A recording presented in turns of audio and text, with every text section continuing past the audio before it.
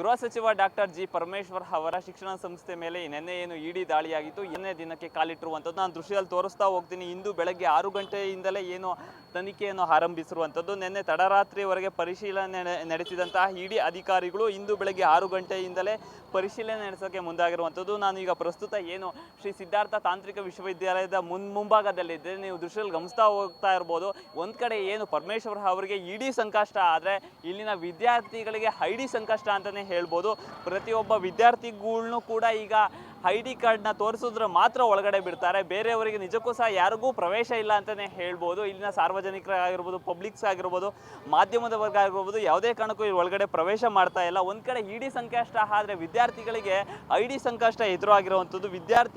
ಕೆಲ ವಿದ್ಯಾರ್ಥಿಗಳು ID card ಮರೆತು ಬಂದಂತಹ ವಿದ್ಯಾರ್ಥಿಗಳು ಪರದಾಡುವಂತಹ ಪರಿಸ್ಥಿತಿ ಎದುರಾಗಿದೆ ಅಂತಲೇ ಹೇಳ್ಬೋದು. ಇವರಿಗೆ ನಿಜಕ್ಕೂ ಸಹ ಇಡಿ ಬಿಗ್ ಶಾಕ್ ಕೊಟ್ಟಿದೆ ಅಂತಲೇ ಹೇಳ್ಬೋದು. ರನ್ಯಾರಾವ್ ಏನು ಪ್ರಕರಣ ಇತ್ತು, ಅದಕ್ಕೆ 40 ಲಕ್ಷ ಈಗಾಗಲೇ ಸಂಸ್ಥೆಯಿಂದ ವರ್ಗಾವಣೆ ಆಗಿದೆ ಎಂಬ ಮಾಹಿತಿ ಬರ್ತಿರುವಂಥದ್ದು. 40 ಲಕ್ಷ ಹಣ ಎಲ್ಲಿಂದ ಬಂತು, ಅದರ ಮೂಲೆ ದಾಖಲೆಗಳೇನು ಹೇಳ್ಬೇಕು ಅಂದರೆ ಇಲ್ಲಿನ ದಾಖಲೆಗಳ ಪರಿಶೀಲನೆ ಮಾಡಿದಾಗ ಇಲ್ಲಿನ ಸಂಸ್ಥೆಯವರು ಅದಕ್ಕೆ ಯಾವುದೇ ಆದಂತಹ ದಾಖಲೆಗಳನ್ನು ಒದಗಿಸಿಲ್ಲ ಎಂಬ ಮಾಹಿತಿ ಹೊರಬೀಳುವಂಥದ್ದು. ನಿಜಕ್ಕೂ ಸಹ ಏನು ಇವತ್ತು ಇಲ್ಲ ನಾಳೆವರೆಗೂ ಕೂಡ ಈ ಪರಿಶೀಲನೆ ಮುಂದುವರಿಯುವಂಥದ್ದು. ಕ್ಯಾಮ್ರಾ ಪರ್ಸನ್ ಸಂಜಯ್ ಜೊತೆ ದೀಪಕ್, ಪ್ರಜಾಶಕ್ತಿ ಟಿವಿ, ತುಮಕೂರು.